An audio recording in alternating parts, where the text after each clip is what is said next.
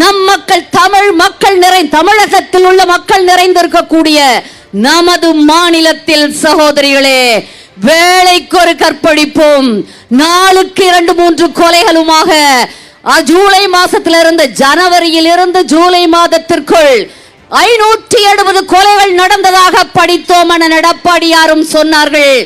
அக்கிரமம். இப்படிப்பட்ட ஆட்சியை என்ன செய்ய வேண்டும்? என்ன செய்ய வேண்டும்? வீட்டுக்கு அனுப்பணும், வீட்டுக்கு அனுப்பணும். திரும்ப ரீகால் பண்ணிக்கக்கூடிய ஒரு நிலை இருந்தால் இந்நேரம் எப்பவே மக்கள் வாங்கி கொண்டிருந்திருப்பார்கள். விழுப்புரத்தில் நடந்தது, அடுத்து மரக்காணத்தில் நடந்தது, திருந்தவில்லை, அடுத்து கள்ளக்குறிச்சியில் நடந்தது. மிக மோசம். 68 பேர் என்று அதிக அரசே சொல்கிறது என்றால் அங்கே எத்துணை பேர் இறந்து போனார்களோ என் அருமை சகோதரர்களே, சகோதரிகளே, குறிப்பா என் சகோதரிகளே, எவ்வளவு பேர். அத்துணையும் யாரோ ஆண்கள் இறந்து போனார்கள் என்று சொல்லலாமா? பெண்களுக்கு எதிரான வன்முறை.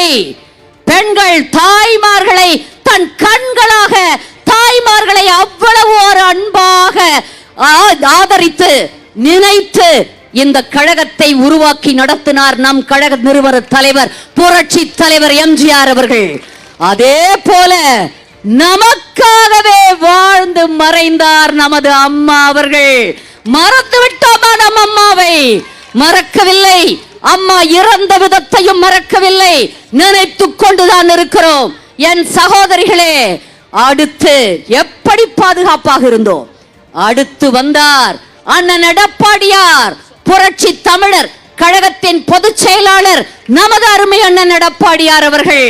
அவர் காலத்தில் இந்த ஒரு தகவலை மட்டும் சொல்லி நிறைவு செய்துகிறது. என்ன தெரியுமா?